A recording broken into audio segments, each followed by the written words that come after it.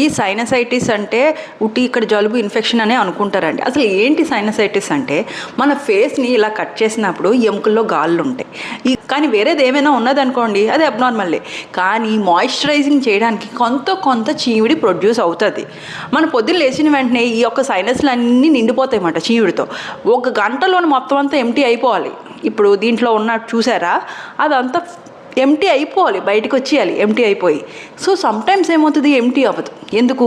ఆ ఎంట్రన్స్ ఉన్నది, యారో చూపిస్తున్నాను, ఆ ఎంట్రన్స్ దగ్గర బ్లాక్ అయిపోయినా, ఐదర్ ఇన్ఫెక్షన్స్ వల్ల అయినా, పస్ వల్ల అయినా, ఆర్ పాలిప్స్, ఈవెన్ క్యాన్సర్ కూడా.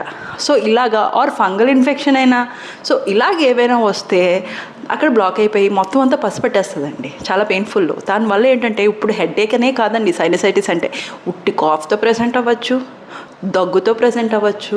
సో సైనసైటిస్ అంటే ఉట్టి హెడేకే కాదు.